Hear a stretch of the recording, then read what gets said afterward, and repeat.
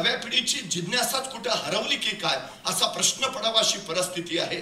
म्हणजे आपण सगळे कदाचित प्राध्यापक असाल, वर्गातली मुलं प्रश्न किती विचारतात हे आपल्या अलीकडे ध्यानी येत असेल. प्रश्न न विचारायची दोनच कारणं असतात. पहिलं, सगळं येत आहे, आणि दुसरं, काहीच येत नाही.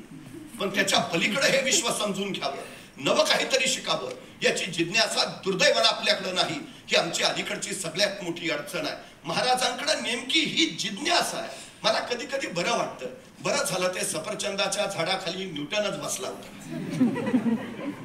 ते नेमका सफरचंद खाली पडलं, मग त्याला प्रश्न पडला सफरचंद खालीच का पडलं, आणि मग त्यातून गुरुत्वाकर्षणाचा शोध लागला. बरं झालं न्यूटनच बसला होता.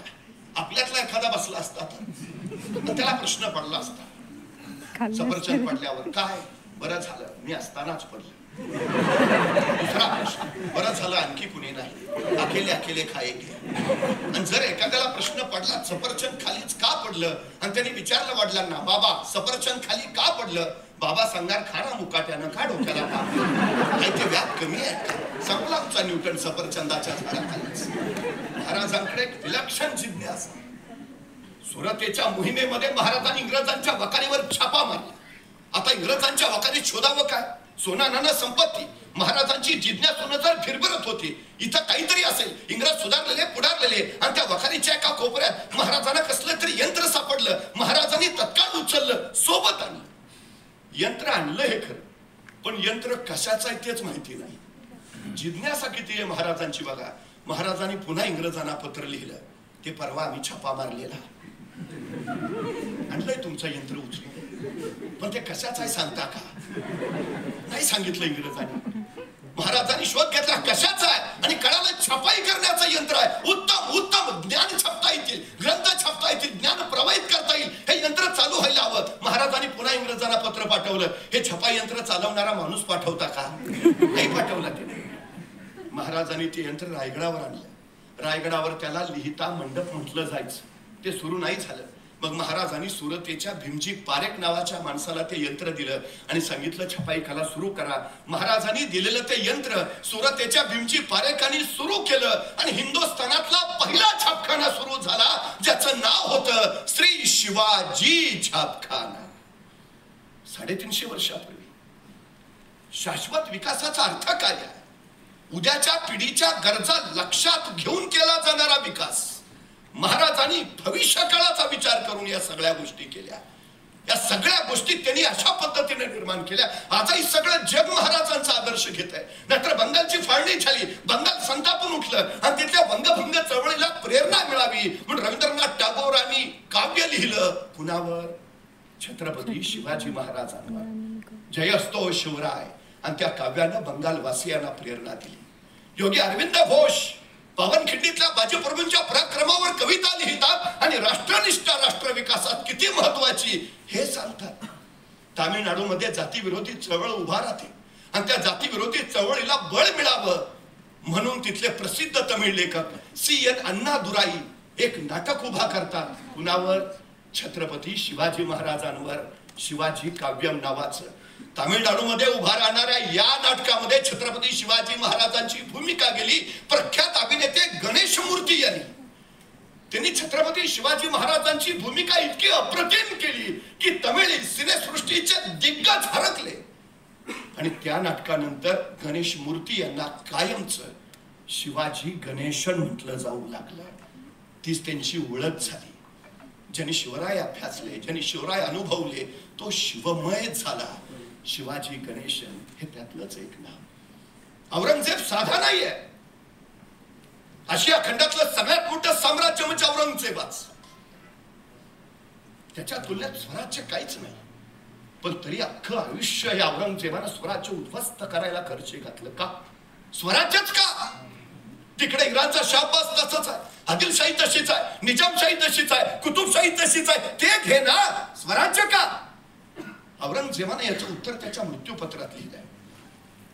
तो लिहितो इराणचं राज्य शहाबाजचं आहे, विजापूरचं राज्य आदिलशहाचं आहे, नगरचं राज्य निजामशहाचं, गोळकोंड्याचं राज्य कुतुबशहाचं, पण महाराष्ट्रातलं स्वराज्य हे पुन्हा राजा, सुलतान, सम्राट वा बादशहाचं राज्य नाही, तर ते इथल्या रयतेचं राज्य आहे. आणि जिथं रयतेचं राज्य असतं तिथं माणसं मरायला आणि मारायला कधी मागं पुढं बघत नाहीत. आणि सगळ्यात मोठा धोका येतो हाय. आणि त्याचं खरं होतं. छत्रसाल बुंदेला महाराजांकडे आला, आपली चाकरी करावी म्हणतो. महाराज म्हटले, चाकरी का करता? जे आम्ही इथं केलं ते तुम्ही जाऊन बुंदेलखंडात करा. छत्रसाल बुंदेला महाराजांकडनं प्रेरणा घेऊन गेला आणि त्यांनी बुंदेलखंड स्वतंत्र केला. कुचबिहारच्या राजा पत्रातून लिहितो, आसामचे बडफुकन महाराजांचं मार्गदर्शन घेतात आणि मोगलांच्या विरोधात अफाट मोठा विजय संपादन करतात. ही छत्रपती शिवाजी महाराजांची प्रेरणा आहे. 350 वर्षापूर्वी महाराजांनी जे निर्माण करून ठेवलं ते पिढ्यानपिढ्यांना आदर्श म्हणून चिरंतन राहिले. शौर्याच्या, पराक्रमाच्या असामान्य प्रसंगांना महाराज सामोरे गेले. त्यातून त्यांचा असामान्य पराक्रम तर दिसलाच, पण महाराजांनी एक विलक्षण गोष्ट केली. आतापर्यंत आदिलशाही, निजामशाही, मोगल महाराजांना जहागीरदाराचा बंडखोर मुलगा म्हणूनच ओळखत होते. आदिलशाही, निजामशाहीचे अंकित सरदार त्यांना राजा म्हणायला तयार नव्हते. इतर शाह्यांशी तह करार करता येत नव्हते. महसुली व्यवस्थेसाठी नियम पद्धती आणता येत नव्हत्या. आणि सगळ्यात महत्वाचं, इथल्या रयतेला राजा हवा होता, स्वतःचं राज्य हवं होतं. आणि म्हणूनच महाराजांनी निर्णय घेतला राज्याभिषेकाचा. भरतभूमीवर गेल्या 500 वर्षात असा राज्याभिषेक झाला नव्हता. आणि महाराष्ट्रात तर शतकानुशतके तो घडलाच नव्हता. महाराजांनी राज्याभिषेकाची घोषणा केली. महाराष्ट्र आनंदला. रयतेचं राज्य अस्तित्वात येणार. आपण सत्ताधीश व्हावं हा या राज्याभिषेकाच्या पाठीमागचा हेतू नव्हता, तर रयतेचं राज्य स्थापन करावं ही धारणा त्याच्या पाठीमागं होती. राज्य लोकांना आपलं वाटणं हे त्या राष्ट्राच्या शाश्वत विकासासाठी अत्यंत गरजेचं आहे. महाराजांनी हे राज्य साऱ्यांचं केलं, रयतेचं केलं. सगळ्यात महत्वाची, आपल्या घरातल्या विजेच्या दिव्याला आपण कधी दगड मारतो का? नाही. आणि रस्त्यावरची एक तरी ट्यूब आपण नीट ठेवतो का? नाही. का? घरातला बल्ब माझा असतो, रस्त्यावरची ट्यूब माझी नसते. एखादी गोष्ट एकदा माझी झाली म्हणजे तिच्या रक्षणाची आणि संरक्षणाची जबाबदारी आपण घेतो. महाराजांनी हे राज्य रयतेचं केलं. रक्षणाची, संरक्षणाची जबाबदारी रयतेची. कदाचित भविष्य काळात आपण असू, कदाचित नसू, पण राज्य टिकलं पाहिजे. आणि ते टिकवण्यासाठी या लोकांना प्रेरणा दिली पाहिजे. राज्याभिषेकाच्या माध्यमानं रत्नजडित 32 मणी सुवर्ण सिंहासन महाराजांनी प्रेरणा म्हणून लोकमानसांसमोर ठेवलं. तख्तास गड निवडला, रायगड. दुर्ग दुर्ग दुर्गम दुर्गेश्वर रायगड. महाराज तर गणपती. खर तर राष्ट्राच्या विकासासाठी पर्यावरण संतुलन ही सगळ्यात महत्वाची गोष्ट आहे. सगळ्यात महत्वाची. महाराजांनी किल्ले उभारले, पण निसर्गाचा समतोल कुठे बिघडू दिला नाही. जिथं गेले तिथं आंब्याची बाग लावली, जिथं गेले तिथं वनराई फुलवली. साताऱ्याहून पुण्याकडे येताना खेड शिवापूर लागतं. हायवेच्या दोन्ही बाजूला तुम्हाला प्रचंड मोठी आंब्याची झाडं दिसतात.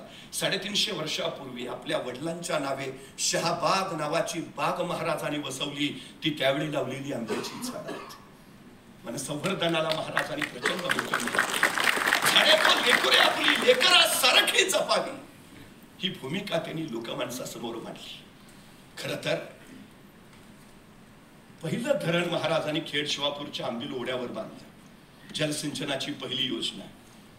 अनेक गडकोटांवर पाण्याची टाकी, पाण्याची तळी निर्माण केली. रेन हार्वेस्टिंग आणि वॉटर रिसायकलिंग याचे असंख्य प्रयोग महाराष्ट्राच्या गडकोटांवर तुम्हाला आजही बघायला मिळतील, जे 350 वर्षापूर्वी छत्रपती शिवाजी महाराजांनी केले होते. 62च्या दुष्काळात महाराष्ट्रातल्या विहिरी कोरड्या पडल्या, पण रायगडावरच्या गंगासागर तळ्यात मात्र तुडुंब पाणी होतं. ही महाराजांची शिवकालीन पाणी योजना. आजही दुष्काळ पडली की आमचं शासन सांगतं शिवकालीन पाणी योजना राबवली पाहिजे. हे 350 वर्षापूर्वी महाराजांनी निर्माण करून ठेवले. असंख्य गड महाराष्ट्रात 450 गड, पैकी 360 स्वराज्यात आणि पैकी 110 किल्ले महाराजांनी आपल्या 50 वर्षाच्या आयुष्यात बांधलेत. स्वराज्य संरक्षण हा त्या गडकोटांच्या पाठीमागचा हेतू होताच, पण त्याही पेक्षा महत्वाचा हेतू होता इथल्या प्रत्येकाच्या हाताला काम मिळालं पाहिजे. सुतार, लोहार, चांभार, न्हावी, जोशी, गुरववाणी, मुलानी, साळी, माळी, धनगर, कोळी, आगरी, मराठी, ब्राह्मण, कायस्थ साऱ्यांच्या हाताला काम मिळालं पाहिजे. स्वराज्याची अर्थव्यवस्था महाराजांनी गतिमान ठेवली. तो प्रचंड रोजगार निर्माण करून इथल्या प्रत्येकाच्या हाताला काम, प्रत्येकाच्या, त्यातून खिशात दाम आणि त्यातून स्वराज्याची अर्थव्यवस्था बळकट करण्यात आली. स्वराज्य स्थापित झालं. राज्याभिषेकाच्या माध्यमाने आता त्याचा नादघोष होणार होता. सिंहासना पाठीमागा न्यायासन आणि न्यायासना पाठीमागा धर्मासन उभा असल्याशिवाय राजाची आणि राज्याची प्रगती होत नाही. महाराजांनी त्यासाठीच या राज्याभिषेकाची घोषणा केली. रायगड कैलास हा इतकाच पवित्र आहे. आजपर्यंत इथं रक्त सांडलं नव्हतं. तख्तास जागा हाच करावा. त्याला खरं तर पूर्वेकडचा जिल्बालकर म्हणतात. पुरेसं धन, धान्य, शस्त्र सामुग्री जर रायगडावर ठेवली तर अख्ख्या जगाशी लढेल इतका सामर्थ्यशाली दुर्गम दुर्गेश्वर रायगड. महाराजांनी राज्याभिषेकाला गड निवडला आणि रायगडावर कोण धांदल उडाली. लगबग सुरू झाली. रायगडावरचे 18 कारखाने कामाला लागले. सुवर्णकार रामजी दत्तो रत्नजडित 32 मणी सुवर्ण सिंहासन घडवू लागला. हे सुवर्ण सिंहासन घडवताना ते पाहताना महाराजांनी मोरोपंतांना विचारलं, मोरोपंत, स्वराज्याला हा खर्च पेलेल? आणि मोरोपंत म्हणाले, अजून असे 10 राज्याभिषेक करता येतील एवढं धन स्वराज्याच्या कोशागारात आहे. आर्थिक व्यवस्थापन हा राष्ट्राच्या शाश्वत विकासाच्या दृष्टीचं पहिलं काम असतं. महाराजांचा अर्थसंकल्प कधीही तुटीचा नव्हता, तो शिलकीचाच होता. हे सगळ्यात आणि सगळ्यात महत्वाचं आहे. एखादाही गड तुम्हाला कुठेतरी आत आत आत असा दिसणार नाही, किंवा कुणी फार्म हाऊस बांधावं असा कुठला गड बांधलेला नाही. वीकेंडला जावं तिथं सगळे गड प्रवासी रस्त्यांवर आहेत, व्यापारी रस्त्यांवर आहेत, जेणेकरून परिसरावर देखरेख तर करता येईलच, पण व्यापारी कर गोळा करता येईल आणि ज्याच्यातून स्वराज्याची अर्थव्यवस्था मजबूत होईल. अशी एकही गोष्ट नाही, एकही गोष्ट जी स्वराज्याच्या हिताशिवाय केलेली तुम्हाला दिसते. प्रत्येक छोटी मोठी गोष्ट स्वराज्याच्या हिताच्या दृष्टीनंच झालेली आहे. रायगडावर सज्जताच आहे. आणि राजे महनमंगल तुळजा भवानीचं दर्शन घेण्यासाठी प्रतापगडावर रवाना झाले. आई भवानीचं त्यांनी दर्शन घेतलं. आई भवानीला सोन्याचं छत्र अर्पण केलं आणि आई भवानी समोर महाराष्ट्र धर्मरक्षणाची शपथ घेऊन महाराज रायगडावर परतले. रायगडावर सारे निमंत्रित पाहुणे जमा झाले होते. साऱ्यांची गडबड. इंग्रजी सत्तेचा प्रतिनिधी हेनरी ऑक्झेंडे, फ्रेंच, गोवेकर, पोर्तुगीज, विजापूरकर, भागानगरकर, सारी आसामी जमली होती. आणि महाराजांच्या जिवलग सोबत्यांची, त्यांची तर कोण धांदल. सरसेनापती हंबीरराव मोहिते, फिरंगोजी, आनंदराव, हिरोजी फर्जत, मदारी मेहतर, नागोजी जेठे, मोरोपंत, प्रल्हादपंत, कोण गडबड. पण या साऱ्यांमध्ये, या साऱ्या सोबत त्यांना उचित कुणीतरी एखादा जिवलग आठवायचा आणि वाटायचा आज तो असायला हवा होता. स्वराज्याचा आरंभी समर्पण देणारे वीर बाजी पासलकर, कान्होजी जे नाईक देशमुख, आधी लगीन कोंढाण्याचं मग रायबाचं म्हणणारे ते तान्हाजी, पुरंदरावर दिलेर खानाला भेटणारे ते मुरारबाजी. त्या मुरारबाजीचं अफाट शौर्य बघितलं आणि दिलेर खान म्हणाला, मुरार, वज्रगड आम्ही घेतलाच आहे, पुरंदर सुद्धा घेऊ, तुम्ही का मरता उगा, या आमच्याकडं, बादशाह जागीर देतील. आणि कडाडल्या मुरारबाजी, माझ्या राजाने मला काय कमी केलंय म्हणून येऊ तुझ्याकडं. मराठे तुटतील पण फुटतील कुठले हात. हा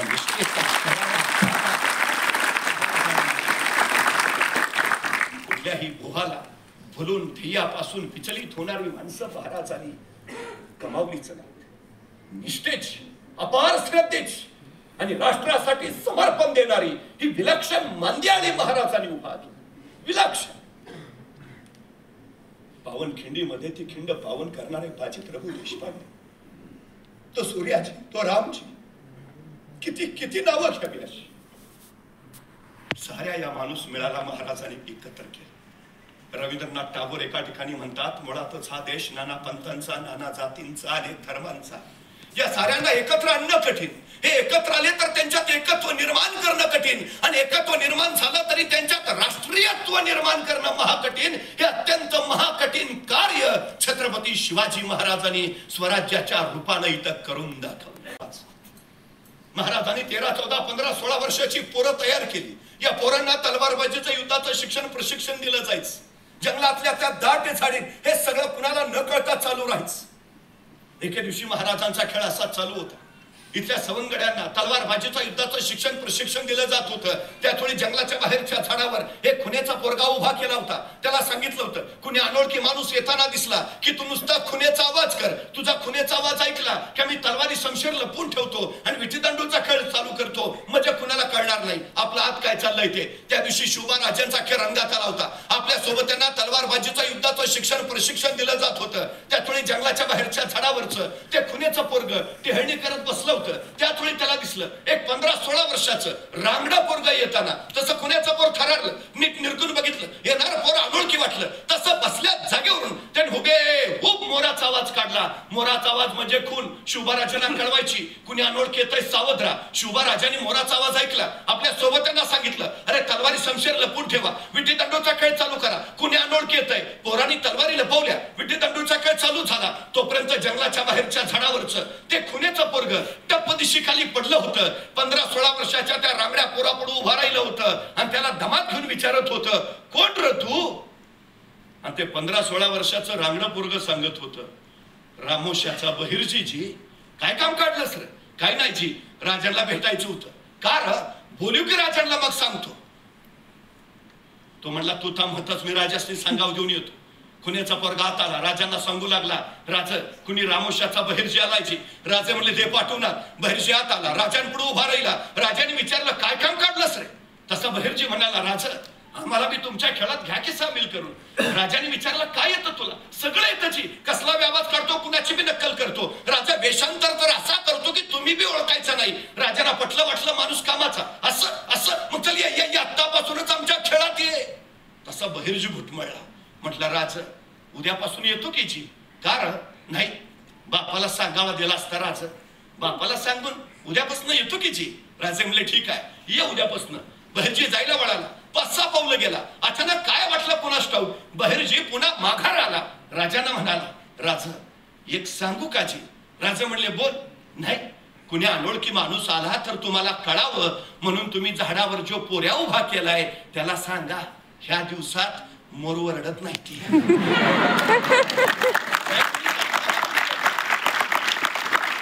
आवाज ऐकायचं. आयतं गवसून झाला. राजाने माणसं गोळा केली. त्याची दऱ्याखोऱ्यातली गिरिकंदरातली अचूक ज्ञान सूक्ष्म निरीक्षण असलेली हाच बहिर्जी पुढे राजांचा गुप्तहेर प्रमुख झाला. आज जगामध्ये अमेरिकन गुप्तहेर यंत्रणा, इस्रायलची मोसाद ही सर्वोत्तम गुप्तहेर यंत्रणा मानली जाते. पैकी इस्रायलची मोसाद यंत्रणा सांगते, आम्ही तुमच्या बहिर्जी नायकांना आणि छत्रपतींच्या गुप्तहेर यंत्रणेला आमचे आदर्श मानतो.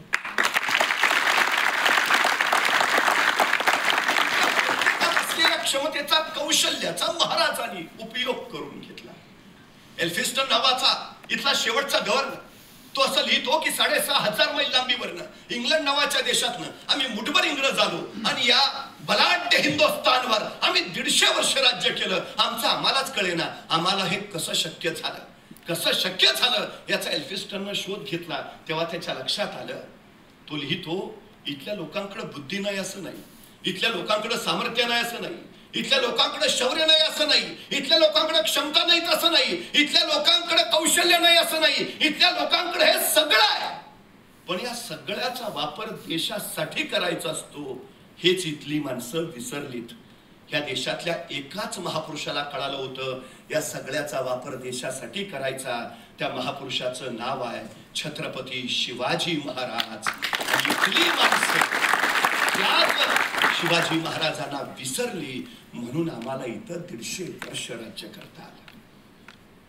या देशाच्या शाश्वत विकासासाठी छत्रपती शिवाजी महाराजांचे विचार आजही तितकेच प्रेरणादायी आहेत. इंग्रजांच्या कैदेत अडकलेल्या नेताजी सुभाषचंद्र बोसांच्या हाती शिवचरित्र आलं. आग्रा भेटीच्या प्रकरणावर नजर फिरवता अचानक त्यांना सुटकेचा मार्ग गवसला.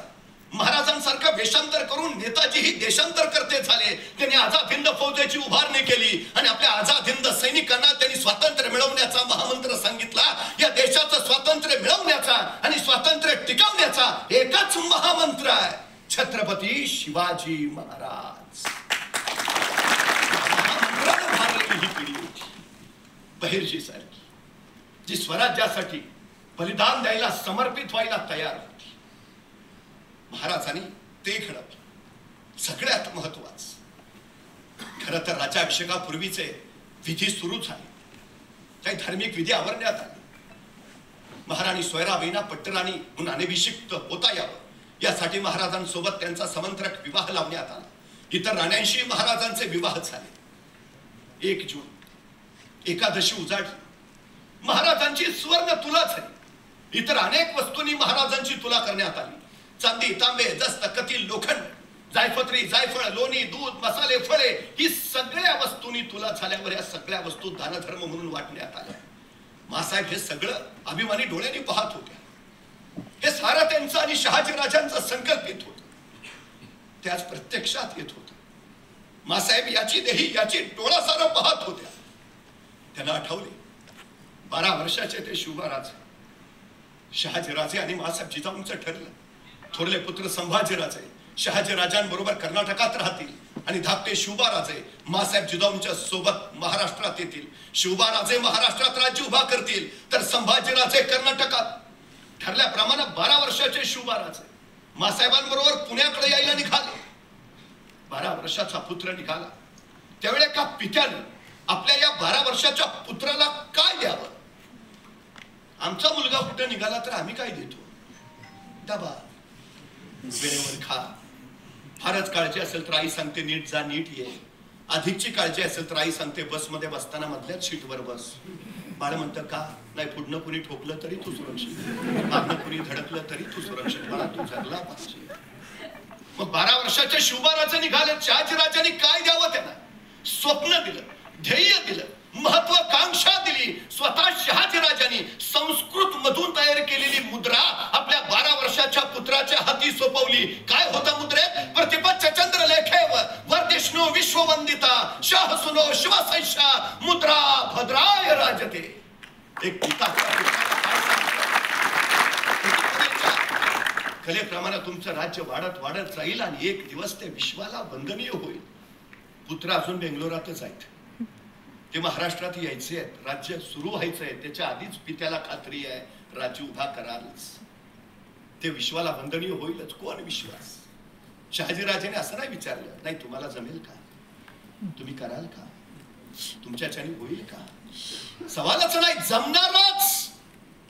आपल्या पोरांच्या चुका काढण्यापेक्षा त्याचं कौतुक करायची संधी शोधा, म्हणजे पोरं इतिहास घडवतील. विश्वास ही सगळ्यात बलाढ्य गोष्ट आहे. महाराजांनी हा आत्मविश्वास शिवरायांमध्ये तर पेरलाच, पण प्रेरक शिवरायांनी इथल्या मावळ्यांमध्ये हा आत्मविश्वास भरला की होय आपण राज्य उभारू शकतो. हा आत्मविश्वास खूप महत्वाचा आहे. हिरोशिमा नागासाकीवर अणुबॉम्ब होऊन पेचरात झालेला जपान पुन्हा राख्यातून उभा राहिला, तो फक्त आत्मविश्वासाच्या बळावर. छत्रपती शिवाजी महाराजांनी हे स्वराज्य उभा केलं ते त्याच आत्मविश्वासाच्या बळावर. आणखी काय दिलं शहाजीराजा? संस्कृत मधून दिलेली शहाजीराजांची त्यावेळीचीच मुद्रा राज्याभिषेकाच्या वेळी छत्रपतींची अधिकृत मुद्रा म्हणून महाराजांनी घोषित केली. एक छोटं मंत्रिमंडळ दिलं होतं आणखी शहाजीराजांनी. महाराजांनी त्याच छोट्या मंत्रिमंडळाचं राज्याभिषेकाच्या वेळी अष्टप्रधान मंडळात रूपांतर केलं. एखाद्या राष्ट्राच्या शाश्वत विकासासाठी सगळ्यात महत्वाचा असतो तो पारदर्शक कारभार, भ्रष्टाचार मुक्त प्रशासन, रयतेचं कल्याण साधणारी व्यवस्था. अष्टप्रधान मंडळाच्या माध्यमाने महाराजांनी नेमकं ते केलं. स्वराज्याची घटना तयार केली, ज्याला नाव होतं कानून जाप्ता. अष्टप्रधान मंडळात लष्करी लोक किती आहेत? फक्त 1. आणि मुलकी प्रशासनाची लोक 7. महाराजांनी लष्कराला नव्हे तर रयतेचं कल्याण साधणाऱ्या मुलकी प्रशासनाला जास्त महत्व दिलं. महाराजांनी त्यांचे 16 विभाग केले, त्यांच्या हाताखाली 600 अधिकारी दिले, नियम पद्धती ठरवून टाकल्या आणि त्या पद्धतीनंच कारभार. जबाबदारी त्यांची, उत्तरदायी ते. आनाजी दत्तोनी एका शेतकऱ्यांचे 2 आणे देणं बाकी ठेवलं होतं. त्या शेतकऱ्यांनी तक्रार केली आणि महाराज संतापले. त्या शेतकऱ्याचे 2 आणे काय म्हणून बाकी ठेवलेत? यावपरेसा कुसूर झाल्यास स्वामी माफ करणार नाही, स्वामी जीवेच मारितील. सवाल फक्त 2 आण्याचा आहे. भ्रष्टाचार मुक्त प्रशासन राष्ट्राच्या शाश्वत विकासासाठी अत्यंत गरजेचं. महाराजांनी ते निर्माण केलं. स्वराज्याची घटना लोककल्याणकारी. या देशाची घटना तयार करणारे डॉक्टर बाबासाहेब आंबेडकर म्हणूनच असं म्हणतात की या देशाची राज्य घटना तयार करताना माझ्या डोळ्यासमोर छत्रपती शिवाजी महाराजांचं स्वराज्य होतं.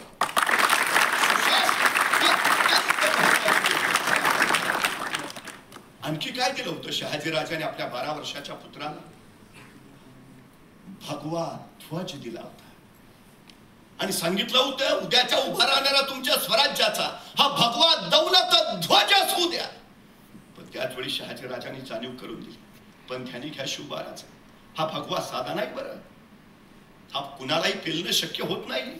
मनगटात रग आणि छातीत धग असावी लागते त्यासाठी. कारण हा भगवा आहे प्रभू श्री रामचंद्रांचा. हा भगवा भगवान श्रीकृष्णांचा. हा भगवा रामकृष्ण हरी म्हणत वारीला जाणाऱ्या वारकऱ्यांचा. हा भगवा हर हर महादेव म्हणत रांगणावर कोसळणाऱ्या धारकऱ्यांचा. राजे हा भगवा भगवा फडकत राहू द्या.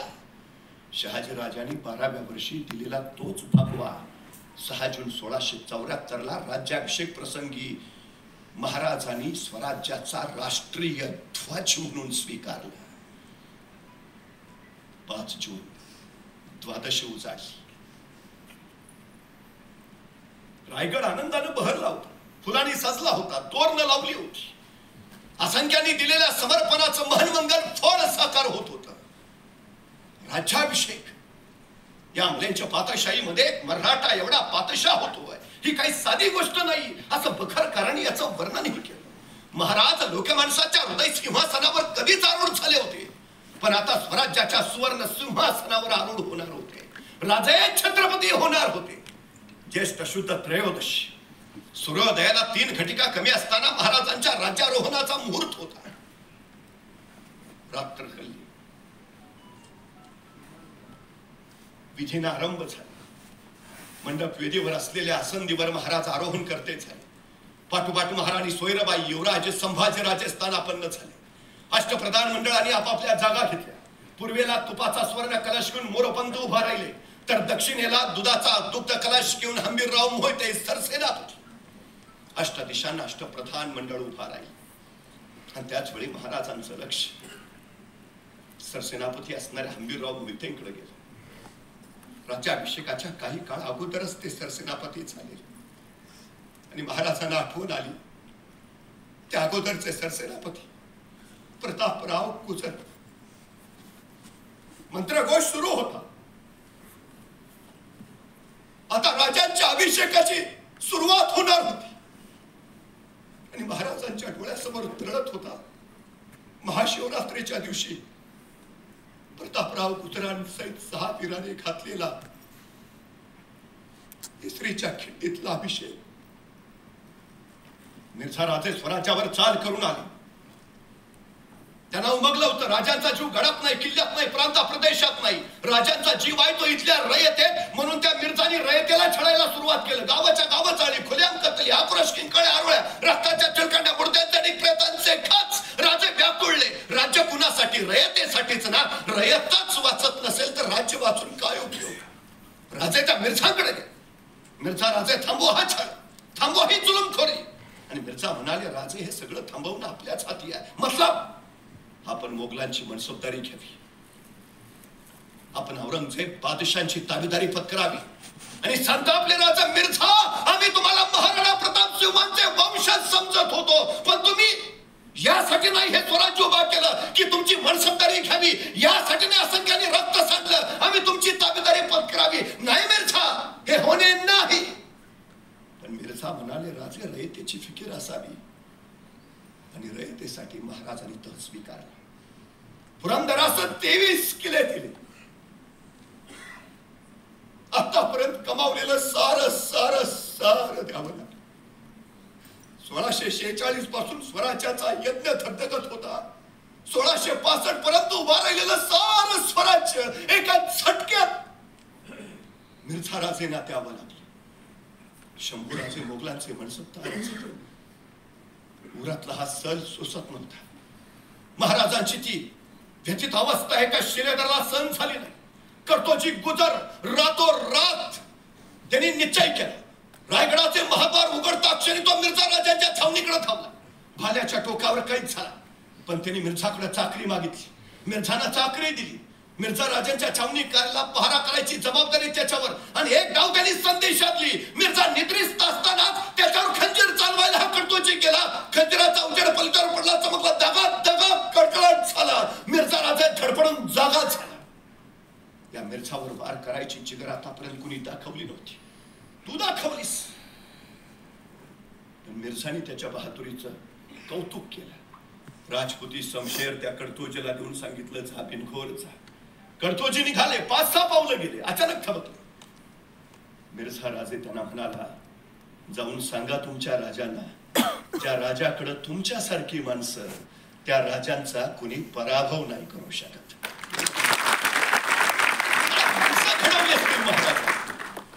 विलक्षण राज्याभिषेक निर्विघ्नपणे पार पडावा म्हणून महाराजांनी याच सरसेनापती प्रतापरावांना सांगितलं होतं, स्वराज्याच्या सीमा बिनघोर करा. प्रतापराव स्वराज्याच्या सीमेवर दौडत होते. बेहलोल खान पठाण स्वराज्यात येऊन टेपला होता. प्रतापराव गुजरांनी त्याला उमराणीच्या खिंडीत गाठला, कोंडला, जखडला. महिनाभर तगमग झाल्यानंतर हा बेहलोल खान पठाण शरण आला. चूक झाली. एक वेळ धर्म वाटते, पुन्हा स्वराज्याकडे फिरकणार नाही. आणि भोळ्या प्रतापरावांनी त्यांना सोडून दिलं. बेहलोल खान पठाणला सोडून दिलं हे कळता क्षणी महाराज मात्र संतापले. तुम्ही तो सिपाहीगिरी केली, ही सेनापतीगिरी कुठली? काय करण्यास सल्ला केला? बेहलोल तो सापाची जात, फिरून दंश करणारच. काय करणे सोडलात? महाराजांची शिस्त पराकोटीची. शिस्तीनच वागलं पाहिजे. स्वराज्याच्या शिस्ती बाहेर जाणाऱ्याला महाराजांकडे माफी नव्हती.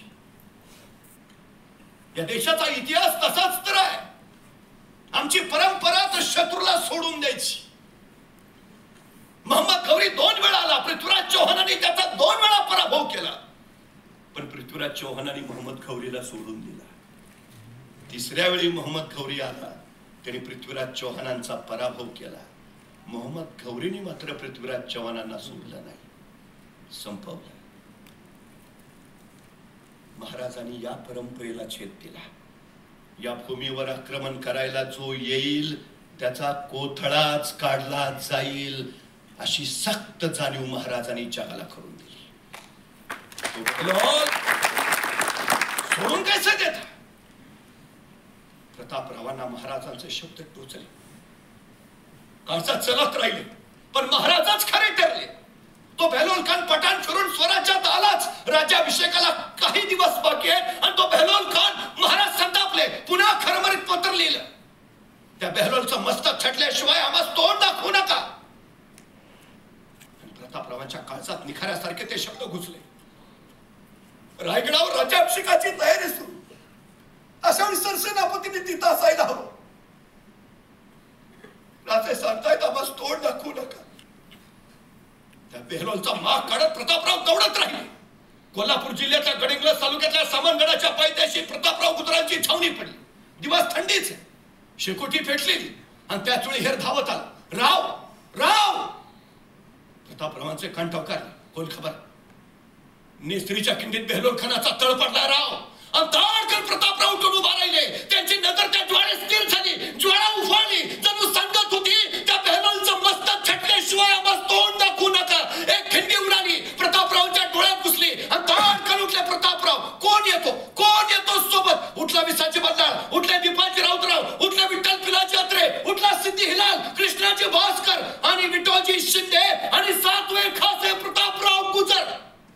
बघता बघता घोड्यावर मान टाकली गेली. 7 वीर सुसाट दौडत निघाले. वेडात मराठे वीर दौडले 7. नेसरीच्या खिंडीच्या अलीकडे त्यांची घोडी थांबली. त्या खिंडीमध्ये बहलोल खानाचं सैन्य सेना सागरासारखं पसरले. हे 7 वीर दक्षिणेच्या टेकडीवर बहलोल खानाची छावणी. प्रतापरावांची नजर रोखली. बहलोल! महाराजांचे शब्द पुन्हा कानात घुमले. त्या बहलोलचं मस्तक चटल्याशिवाय आवाज तोंड दाखवू नका. प्रतापरावांनी सोबत्याकडे नजर टाकली. हर हर महादेवचा जागर झाला. घोड्यांना टाच मारली आणि घोडी सुसाट सुटली त्या सेना सागरात. बेफाम कापाकापी झाली. शौर्याचं वादळ उफाळलं. बहलोल खान धडपडत बाहेर आला. प्रतापरावांचा तो क्रुद्ध चेहरा बघितला. थरथरात सुटला. सगळी फौज जागी झाली आणि बघता बघता या 7 वीरांवर तुटून पडली. प्रतापराव कडाडत होते. बहलोल! पण बळ तोकडं पडलं. खालून आग बाजूनी समशेर उसळली सहस्त्र क्रूर इमानी. गर्दीत लोपले 7 जीवते मानी. खगसात जळाले अभिमानी वनव्यात. वेडात मराठे वीर दौडले 7. शिवरात्रीचा होता. राजांच्या शब्दाखातर स्वराज्यासाठी सरसेनापती प्रतापराव गुजराने आपलं समर्पण दिलं. तो दिवस महाशिवरात्रीचा. रायगडावरच्या शिवरायांसाठी या सप्त बिल्वदलांनी त्या शिवलिंगावर आपल्या रक्ताचा अभिषेक केला. ही निष्ठा, हे समर्पण, याच्यातूनच तर राष्ट्र घडतं.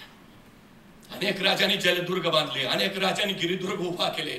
अनेक राजांनी भूदुर्ग तयार केले. पण माझ्या राजांनी नरदुर्ग तयार केले. कोंडाची पडतोजी प्रत्येकाचं आयुष्य सांगेल कसं जगावं आणि कसं मरावं. नॅशनल कॅरेक्टर्स तयार केली महाराजांनी. राष्ट्रीय चारित्र्य घडवलं. राष्ट्राच्या शाश्वत विकासासाठी असा एक हिरा फार मोलाचा, जो राष्ट्र संपन्नतेकडे नेतो. सज्जता झाली. गंगा, यमुना, गोदावरी, कृष्णा, कावेरी, शरयू, सिंधू या सप्त नद्यांचा महाराजांना अभिषेक झाला. मग समुद्र जलाचा अभिषेक. मध्यानरात्री अभिषेक संपला. महाराजांना सुवासिनी ओवाळलं. महाराजांनी शुभ्र वस्त्र परिधान केले. सुवर्ण अलंकार घातले. शस्त्रांची पूजा केली. कट्यार, तलवार, धनुष्यबाण धारण केलं. आई भवानी मातेला, मासाहेब जिजाऊंना, उपस्थित जनांना महाराजांनी वंदन केलं आणि महाराज राजसदरेकडे निघाले. राजसदरेच्या सुशोभित प्रवेशद्वारावर सुवर्ण अलंकार घातलेले 2 हत्ती आणि 2 पांढरे शुभ्र अश्वे, 4 पातशया पालत्या घालून नूतन सृष्टी उभारणाऱ्या महाराजांच्या स्वागतासाठी सज्ज होते. महाराज निघाले. राजसदरेच्या मध्यात एक लांब रुंद सुबक चौतरा, त्यावर आणखी एक चौतरा, त्यावर अष्टस्तंभी मेघडंबरी आणि त्यात होतं 32 मणी रत्नजडित सुवर्ण सिंहासन. मराठी अस्मिता, मराठी स्वाभिमान झालेले तर सुवर्ण सिंहासन. महाराज त्या सिंहासनाच्या रोखाने निघाले. सिंहासनाच्या पाठीमागे स्वर्णांकित भाल्याच्या डोक्यावर अधिकार दर्शक अनेक राजचिन्ह झळकत होती. सुवर्ण मत्स्य, मोरच्या, अश्वदलाची, न्यायाची, आरमाराची अनेक अधिकार दर्शक चिन्ह. खरं तर महाराजांच्या स्वराज्याच्या स्वयंपूर्णतेची ही निदर्शक चिन्ह होती. राष्ट्राच्या शाश्वत विकासासाठी स्वावलंबी असणं आणि स्वयंपूर्ण असणं हे अत्यंत गरजेचं. महाराजांनी स्वराज्य त्या दृष्टीने स्वयंपूर्ण केलं. खरं तर महाराजांनी 350 वर्षापूर्वी चोखलं होतं. महाराष्ट्राला धोका जमिनीवरनं नाही, महाराष्ट्राला धोका समुद्रावरनं. परवा मुंबईवर 26/11चा दहशतवादी हल्ला झाला आणि मग आम्हाला कळालं 350 वर्षापूर्वी महाराज म्हणत होते ते खरं होतं. महाराष्ट्राला धोका जमिनीवरनं नाही, समुद्रावरनं.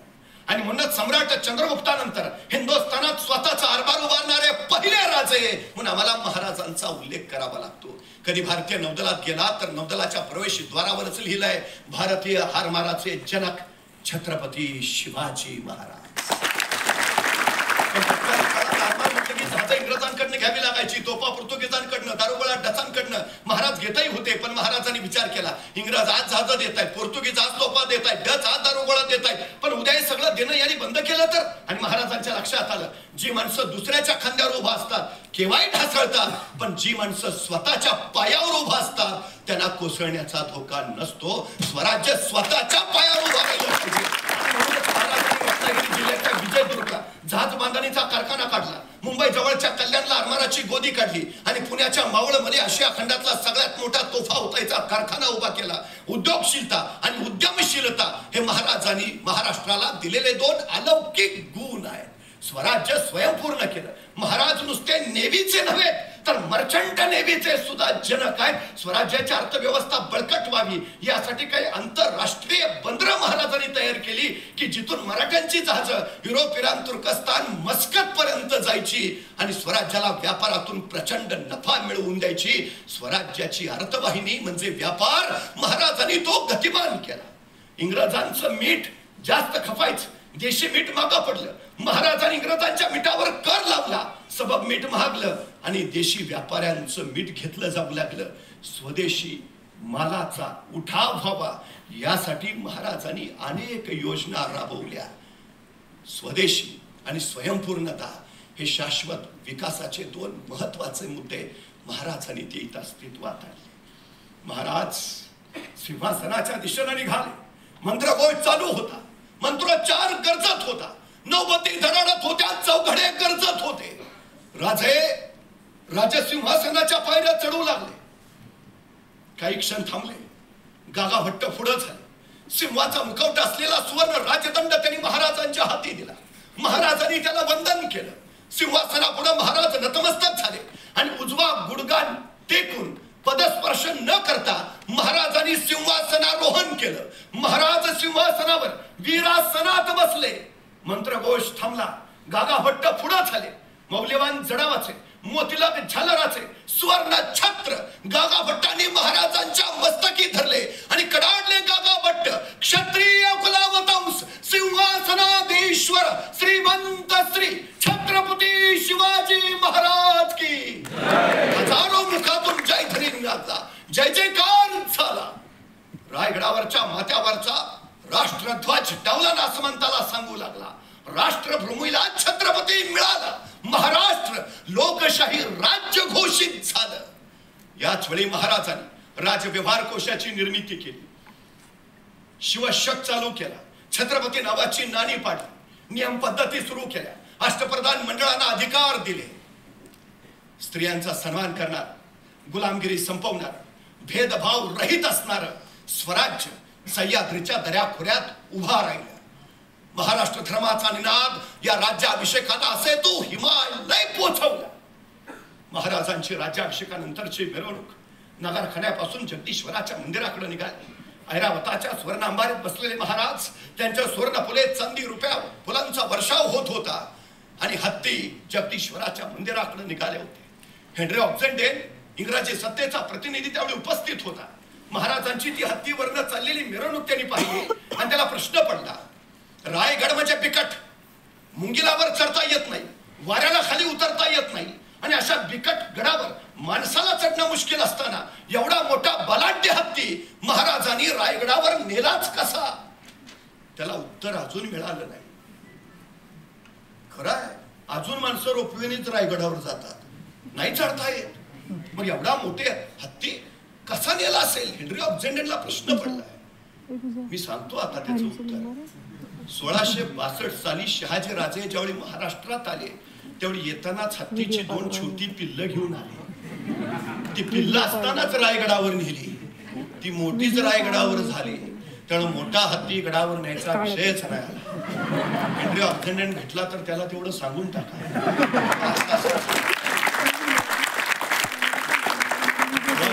साली शहाजी राजांच्या मनी होता राज्याभिषेक होणार, त्यासाठी हत्ती आवश्यक. दूरदृष्टी ही अत्यंत महत्वाची. शाश्वत विकास म्हणजे उद्याच्या पिढ्यांचा गरजा लक्षात घेऊन केलेला विकास. स्वराज्याच्या रूपानं महाराजांनी तो प्रत्यक्षात आणला.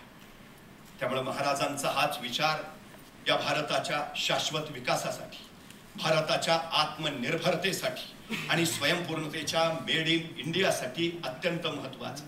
शेतकऱ्यांवर असलेले 40 प्रकारचे कर रद्द करून एकच कर लावणारे Maharaj, one nation one tax या संकल्पनेची बीज स्वराज्यातच रोवली असल्याची कल्पना आपल्याला देतात. उद्याच्या स्वराज्यासाठी, उद्याच्या संपन्न राष्ट्रासाठी श्री शिवरायांचे हे विचार आपल्या मनी रुजावेत, ते आचरणात यावेत हीच अपेक्षा आहे.